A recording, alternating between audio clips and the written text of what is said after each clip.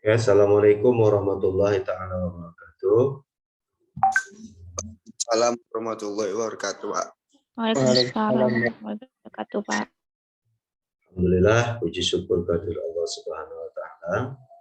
Pada saat ini kita ketemu lagi dalam pembahasan pelajaran agama Islam. Mudah-mudahan Bapak semua kita dalam keadaan sehat walafiat. Ya, kita senantiasa mendapat yang namanya kekuatan. Allah Subhanahu wa taala memberikan kepada kita sehingga kita bisa menjadi hamba-hambanya yang terus dapat bersyukur melaksanakan ibadah kepadanya. Amin ya rabbal alamin. Bapak sekalian, materi kita tetap tentang dakwah Islam dengan kearifan dan kedamaian di Nusantara. Jadi bila kita artikan dari awal dari materi ini, mungkin anak-anak Bapak udah paham apa itu yang disebut dengan dakwah. Ayo. Apa itu dakwah? Silakan. Perjalanan ya, Pak? Dakwah. Ya, silakan. Adik. Proses, Pak. Proses. Lagi perjalanan proses. Seperti mengajak. Iya, Pak. Ya, oke ya. Jadi dakwah itu adalah mengajak ya. Nah, ngajak itu proses juga ya. Ngajak itu jalannya panjang. Ya, gitu ya. Kalau kita satukan yang tadi ya. Pendapat-pendapatnya. Jadi dakwah itu menyeru, mengajak, yang memanggil, menghimbau agar orang memahami tentang Islam. Dalam Al-Quran surah An-Nahl 125 Allah mengatakan, "Ud'u ila sabili rabbika bil hikmah wal mau'izatil hasanah wajadilhum billati hiya ahsan." Panggillah orang menuju jalan Tuhanmu bil hikmah, dengan cara hikmah. Ya, dengan hikmah. Hikmah ini apa maksudnya? Ya dengan cara yang baik. Dakwah bil hal. Ya. Mengajak mereka berpikir, mengajak mereka menggunakan logikanya, memikirkan ayat-ayat Al-Qur'an yang kita sampaikan, peristiwa atau kejadian yang terjadi. Ya. Jadi dengan hikmah, mengajak dengan hikmah, mau'izah hasanah, pembelajaran yang baik. Ya, sampaikan pelajaran itu dengan baik, dengan kata-kata yang sopan, bukan dengan kata-kata yang menyakitkan. Wajadilhum billati ahsan. Kalau terjadi dialog, mujadalah, debat, maka lakukanlah dengan baik. Jangan debat kusir, saling menyalahkan, saling mendiskreditkan, saling mendiskriminasikan, apalagi stereotip. Nah, ini tidak boleh. Ya, hal itu dilarang di dalam agama Allah Subhanahu wa taala. La yaskhur qaumun min qaumin asa ayyakunu khairan minhum. Jangan satu kaum mengejek kaum yang lain, bisa jadi yang diejek lebih baik daripada yang mengejek. Kan itu. Jadi dakwah Islam dengan kearifan. Nah, yang kita pahami bahwa dakwah Rasulullah SAW mulai dari masa Rasulullah menyebarkan Islam itu dengan penuh kearifan. Penuh dengan rahmat. Wa ma arsalnaka illa rahmatan lil alamin, dan kami tidak mengutus engkau wahai Muhammad kecuali sebagai rahmat bagi seluruh alam. Ya, apa itu rahmat? Kasih sayang bagi seluruh alam. Ya. Rasulullah SAW juga pernah mengatakan, ya berkali saya ulangkan, bahwa ada seorang wanita pelacur yang dia memberi minuman kepada seekor anjing, dikatakan Rasulullah itu ahli surga. Di sini Rasulullah mengatakan bahwa untuk mendapat ridho, mendapat surga itu banyak caranya. Ya, salah satunya Pak, berbuat baik. Berbuat baik itu juga kepada siapa? Bukan hanya kepada manusia, kepada hewan, sesama makhluk Allah, apalagi kepada manusia. Jangan kita hanya berpikir apa? Oh, harus seiman. Bersedekah atau memberi peduli itu harus seiman. Nah, ini kita salah. Kenapa? Di dalam Islam memberi dan peduli itu kepada agama apa saja, bahkan kepada hewan. seperti hadis tentang pelacur yang masuk surga tadi.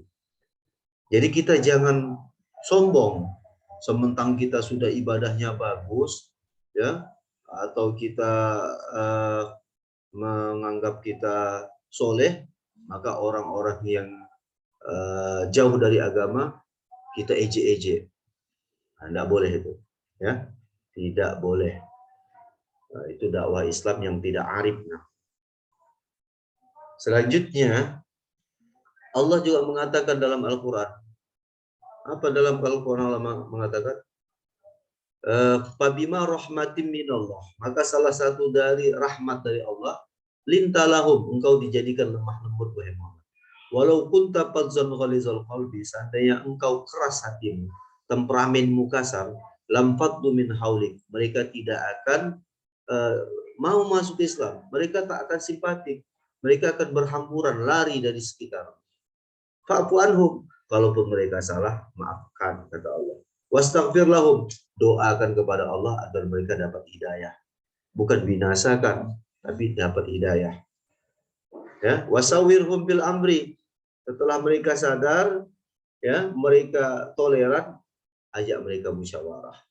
Fa iza azamta fatawakkal 'ala Allah, maka kalau sudah bulat kesatuan atau bulat dalam kehidupan bersosial masyarakat, ya, serahkan kepada Allah Subhanahu wa taala. Allah suka orang-orang yang berserah diri. Jadi arif ini maknanya luas. Berbicara sopan santun, berdakwah itu merangkul bukan memukul. Berdakwah itu dengan akhlakul karimah, beruswah kepada Rasulullah SAW, bukan emosi-emosian, ya, mencaci maki orang di dalam dakwah kita, malah orang nanti tidak akan simpatik kepada kita, kan, ya. Nah, yang kedua, dakwahkan Islam itu dengan kedamaian. Maka ada prinsip yang kedua, al-hanafiyah samha. Rasulullah mengatakan, ini buistu bil hanafiyah samha, bahwa aku diutus dengan agama yang hanafiyah, yang lurus, asyamha, toleran. Kalau mau berdakwah, berdakwahlah dengan lurus, ya. Lakum dinukum waliyadin. Jangan ejek agama orang lain. Jangan ejek simbol-simbol agama orang lain. Karena Allah sendiri mengatakan, janganlah kalian mengejek sembahan agama lain, karena mereka nanti akan mengejek Tuhan kalian, akan mengejekku tanpa dasar ilmu, kata Allah Subhanahu wa taala.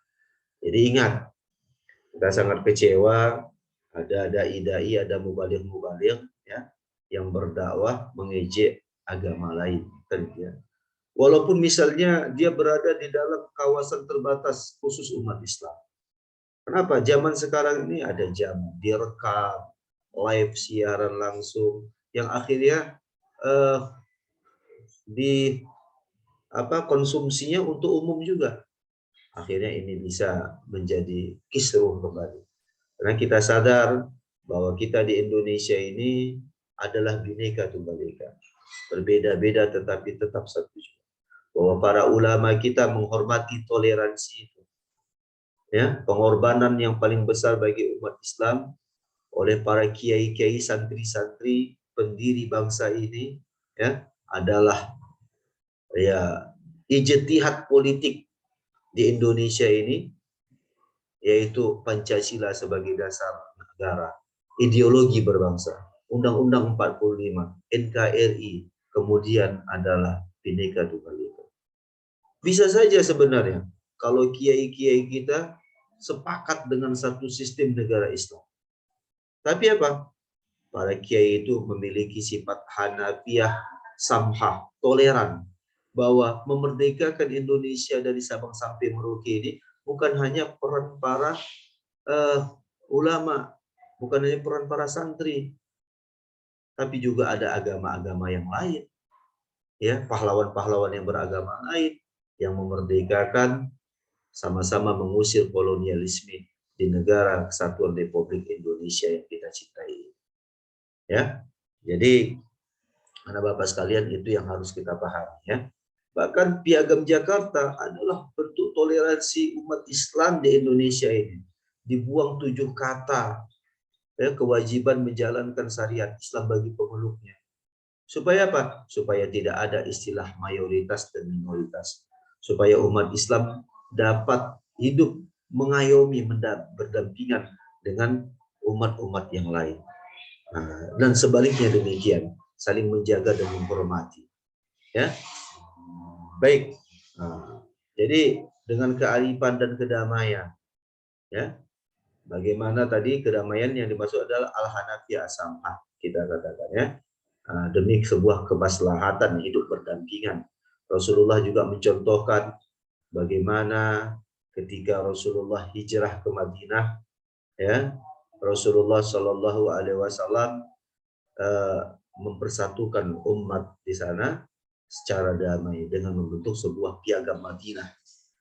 Nah, ini yang harus kalian pahami di Nusantara, dakwah Islam di Nusantara.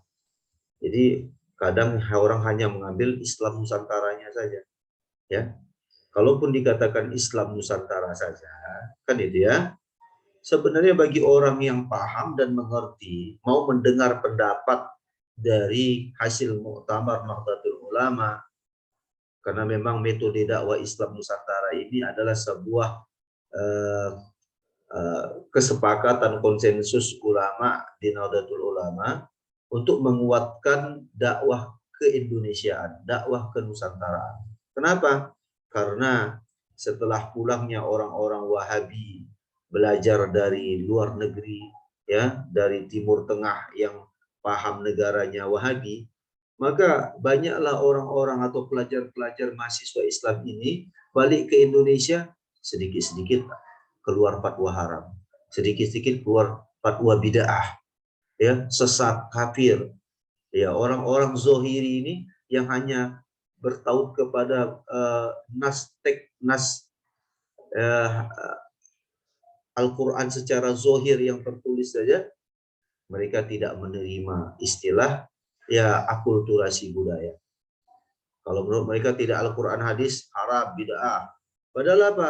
Ada ulil amri. Ulil amri ini siapa? Para sahabat sampai sekarang para ulama, ya, bahkan para wali songo, ustadz-ustadz yang ada, ulama-ulama, kiai-kiai yang ada pada saat ini. Tapi apa? Mereka cepat kali menjas bahwa Islam Nusantara haram. Ya, Islam yang dimaksud adalah Islam dari Rasul, dari Allah, yang diembankan, diamanahkan kepada Rasulullah, dari Nabi Adam, Nabi Isa, Nabi Muhammad. La ilaha illallah, ya, tauhidullah. Ya, Islam yang tidak ada perubahan, yang kita amalkan. Tetapi ketika dia berada di Nusantara, ada ciri khas umat Islam di Indonesia. Contohnya apa? Umat Islam di Nusantara, lihat di gambar ini, memakai belangkon, berpakaian Jawa. Maka para sunan itu ada namanya salah satu Sunan Kalijaga. Ini tetap dia bagaimana melestarikan budaya lokal, kearifan Nusantara. Kearifan lokal, kearifan Nusantara ini dijaga. Sehingga apa? Ya, terjadi akulturasi budaya. Islam masuk, tapi budayanya tidak, budaya daerah, kearifan lokal tidak tergeser. Ya, kalaupun dulu misalnya 7 hari, 40 hari, ya, itu yang dilakukan oleh agama sebelum Islam masuk adalah membaca mantra-mantra sesuai dengan kepercayaan mereka. Setelah Islam masuk, diubah memakai apa? Takhtim, tahlil, bacaan-bacaan Al-Quran. Ya, caranya tetap bagaimana? Orang Nusantara ini suka apa? Berpantun. Maka kita lihat cara takhtim tahlil seperti orang berpantun, jawab menjawab, kan gitu. Nah, wayang, muncullah tokoh kalimah sodo, kalimah yang satu, ya, kalimah syahadat, gamelan dengan lagu lir-ilir, gundul-gundul pacul, yang semuanya itu ada relevansinya, korelasinya, hubungannya dengan, ya, akhlak dan pembentukan karakter bagi manusia itu. Nah, jadi contohnya saja lah, ya. Ini masalah Nusantara kita lebarkan dengan dakwah watoniyah, dakwah apa? dakwah ke tanah airan. Rasulullah juga mencontohkan bagaimana Rasulullah rindu kepada Mekah. Watoni, watoni, kata Rasulullah ketika melihat ke arah ke Mekah. Akhirnya Allah kabulkan. Terjadi Fathul Makkah. Inna fatahna laka fathan mubina. Ya, iza jaa nasrullahi wal fath wa ra'aitan nasa yadkhuluna fi dinillahi afwaja. Rasulullah dapat menaklukkan kota Mekah. Sampai di kota Mekah apakah Rasulullah arogan? Tidak. Rasulullah mengatakan siapa yang masuk Mekah, masuk Masjidil Haram aman, masuk rumah Abu Sufyan aman, masuk rumah Muawiyah aman. Orang terkejut. Loh, ini Muhammad seharusnya apa? Nabi Muhammad bisa saja membunuh mereka dengan para sahabat-sahabat. Tapi apa? Tidak satu pun yang ada yang terluka. Tidak ada darah yang tertumpah di tanah airnya, ya, di tempat kelahirannya, kota Mekah. Akhirnya Abu Sufyan dan orang-orang yang melihat keluhuran budi pekerti Rasulullah SAW ini, cintanya kepada tanah airnya, tempat kelahirannya, mereka asyhadu an la ilaha illallah wa asyhadu anna Muhammadar Rasulullah. Mereka masuk Islam. Nah, baca sejarah itu kan? Halo? Halo semuanya? Jadi ingat ya, dakwah Islam Nusantara, bahwa istilah Islam Nusantara adalah Islam di Nusantara, Islam di Indonesia. Bahwa Nusantara itu lebih luas daripada Indonesia. Kenapa? Pengaruh Majapahit itu adalah Nusantara. Sampai ke Malaysia, sampai ke Thailand, sampai ke Singapura, sampai ke Filipina. Itu dikatakan adalah kekuasaan dari Majapahit. Kita ingat ada seorang patih yang mengatakan, aku tidak akan makan buah pala. Ada yang mengatakan buah pala apa? Sebelum aku bisa menyatukan Nusantara, yaitu Patih Gajah Mada. Nah, ini kita perhatikan setelah datang kolonialisme, maka Indonesia dicaplok oleh Belanda, ada daerah bagian Nusantara ini yang diambil oleh dijajah oleh Inggris, ya. Maka secara hukum internasional, mana negeri yang dijajah oleh satu negeri, oleh satu kolonialisme, maka berbeda nama atau batas teritorialnya. Maka Indonesia dijajah oleh apa? Belanda. Setiap negeri yang dijajah oleh Belanda yang ada di Nusantara itu namanya Indonesia. Nah, itu namanya Indonesia. Dari Sabang sampai Merauke. Maka mengecillah istilah Nusantara. Tapi belakangan ini kita pakai lagi. Kenapa? Supaya sadar bahwa Indonesia itu, ya, bahwa Nusantara itu adalah kearifan yang sangat luas. Maka kita lihat di Jawa juga ada yang namanya, di Malaysia juga ada suku Jawa, ya, memainkan yang namanya Reok Ponorogo, memainkan yang namanya Wayang. Itu masih bagian apa? Bagian dari Nusantara kita. Maka kita memiliki ciri khas yang tertentu. Seperti saya sebutkan tadi, janur. Orang-orang sebelum Islam, tanda ada perkawinan itu ada janur. Ya, kita pun memakai janur sampai sekarang. Tapi kepercayaan janur itu adalah meminta kepada dewa-dewa, itu kita hilangkan. Ya, kita hanya apa? Janur sebagai tanda ada pesta, ada acara. Ya, acara adat, acara pernikahan. Kemudian apa lagi? Kita lihat ada apa tuh? Ketupat. Ketupat ciri khas makanan umat Islam yang ada di Nusantara, di Indonesia. Begitu juga beduk. Sebelum masuk azan berbuka, orang mengumpul beduk, tanda buka puasa. Ya, baru habis beduk azan. Ini apa? Kearifan Nusantara, kearifan lokal yang ada di Indonesia, yang ada di Nusantara. Ini harus kita hargai. Maka ujuk-ujuk datang orang-orang yang baru pulang dari ngaji dari Timur Tengah yang berpaham Wahabi, kentongan dibuang, beduk dibuang, wali songo tidak diakui, karena katanya tidak ada bukti otentik. Karena dia tidak mau belajar sejarah, dia bilang tidak ada bukti otentik. Belajar dong sejarah Indonesia. Ya. Ini tidak mau belajar tentang sejarah Indonesia, Maka sedikit-sedikit mengharamkan, sedikit-sedikit mengkafirkan, sedikit-sedikit membid'ahkan. Anda itu orang Indonesia, belajar sejarah Indonesia, belajar sejarah bagaimana masuknya Islam ke Indonesia, bagaimana sejarah masuknya Islam ke Nusantara. Kalau Anda minta bukti, banyak bukti. Ya, banyak bukti bahwasanya Islam masuk dengan perdagangan, Islam masuk dengan pernikahan, Islam masuk dengan pesantren. Nah, pesantren ini sendiri adalah bahasa, bukan bahasa Islam, bahasa dari agama lain. Cantrik, santri, pecantrian, pesantren jadi. Ini dari bahasa Sanskerta. Ini yang harus dipahami. Ya. Jangan nanti kalau tidak bahasa Arab, kalau tidak bahasa Al-Quran dan hadis, haram dipakai istilahnya. Jangan terlalu kaku lah beragama itu. Kan itu ya.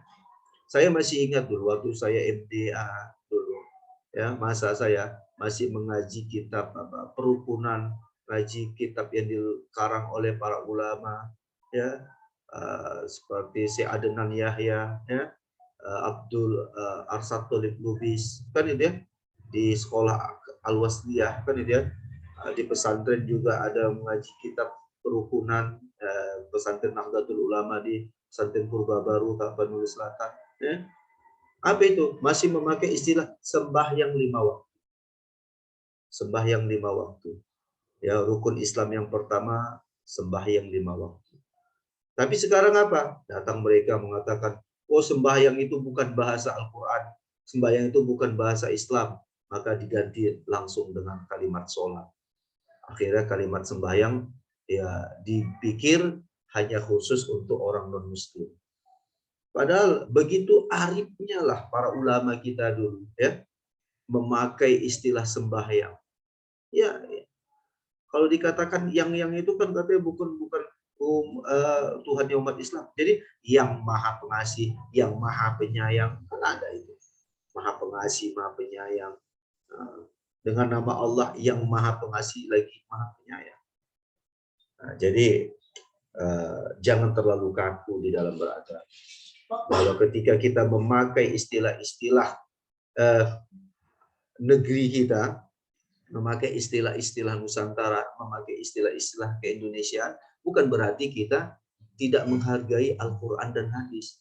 Tapi bagaimana kita menjaga al-urb, al-adatu muhakamah, yang masih bisa sejalan dan tidak bertentangan dengan syariat yang ada. Ya, nah, jadi anak-anak Bapak sekalian, dalam pembelajaran ini Bapak menekankan istilah Islam Nusantara itu bukan agama baru, karena yang membawanya adalah Nahdlatul Ulama melalui Muktamar 2015 di Jombang. Maka mereka mengatakan Islam Nusantara adalah agama baru yang dibawa oleh Nahdlatul Ulama. Ini fitnah. Kenapa? Bagi Nahdlatul Ulama dikatakan metode dakwah Islam Nusantara, metode dakwah Islam di Nusantara yang penuh dengan kearifan, tidak ada darah tercecer, tidak ada kekerasan. Berbeda dengan sekarang kita lihat, orang melihat Nusantara, melihat Indonesia apa? Banyak teroris. Ya. Aliran atau sempalan aliran kanan, ekstrim kanan ini dari dulu ada di Indonesia. Ada DI, TII yang mau mendirikan negara Islam. Tapi akhirnya bagaimana? Kartosuwiryo dihukum bunuh. Kenapa? Karena konsensus ulama pada saat itu. Ulil amri kita, negara yang kita akan pupuk dan bina adalah negara yang berideologikan kebangsaan dengan Pancasila Undang-Undang Dasar, kemudian NKRI dan kebinekaan. 4 pilar ini dijaga. Ya, 4 pilar ini dijaga. Sehingga apa? Hidup dengan rukun dan damai. Terjaga kerukunan intern umat beragama, terjadi kerukunan ekstern umat beragama, antar umat beragama, kerukunan antar umat beragama dan pemerintah. Ya, pemerintah itu adalah ulul amri yang harus dipatuhi. Kalau kita mau menasihati pemerintah, kritik yang bagus, kritik yang sopan. Ini kadang kritik kepada pemerintah dibilang pemerintah Fir'aun. Ya, sampai sekarang setahu saya tidak pernah Pak Jokowi mengatakan dia sebagai Tuhan. Nabi Musa alaihissalam saja dalam berdakwah, Allah suruh izab ila fir'aun fa innahu tagha, pergilah kepada Fir'aun, dia itu sudah melampaui batas. Tapi Allah juga mengatakan bi kalamin layyinin, ya, kaulan layyinan, perkataan yang lemah lembut. Kenapa? Bisa jadi dengan kata yang lemah lembut itu orang bisa tertarik. Si Fir'aun bisa tertarik mengikuti Nabi Musa alaihissalam. Nah, jadi main as-samhah al-Hanafiyah as-samhah yang lurus, maksudnya memperhatikan kaidah-kaidah akhlakiyah, ya, budi pekerti, ini harus kita utamakan di dalam menebarkan agama Islam. Jadi itu anak bapak sekalian, itu pengantar untuk presentasi nanti akan datang, supaya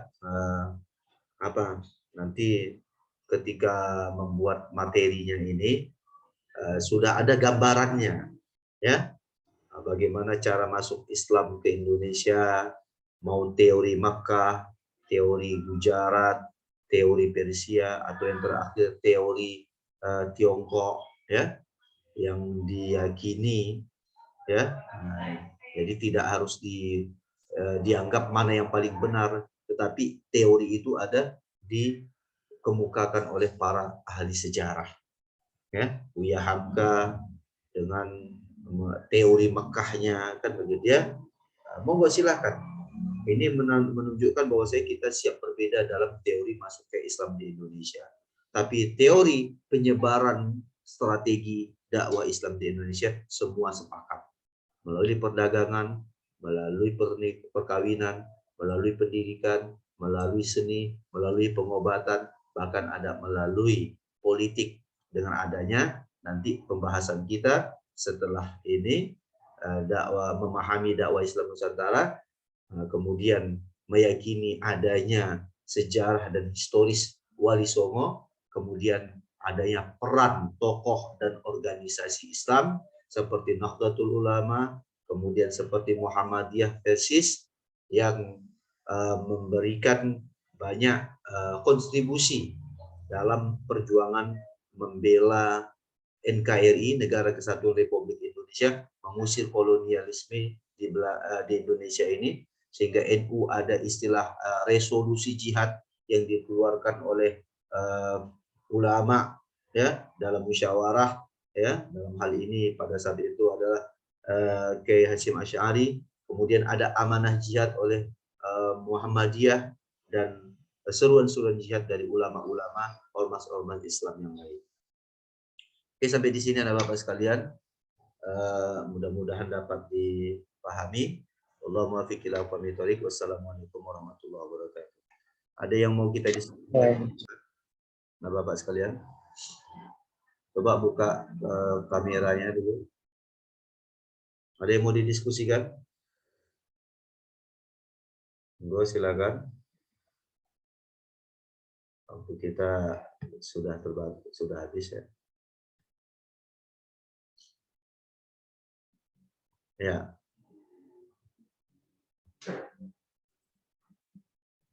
Kalau tidak ada, ya, saya minta untuk pertemuan yang akan datang sudah siap-siap untuk mengedepankan presentasinya, ya, video recordnya dan PPT. Ya, demikian kita tutup. Allahumma rahamna bil Qur'an waj'alhu lana imama wa nura wa huda wa rahmah. Allahumma zakirna minhu ma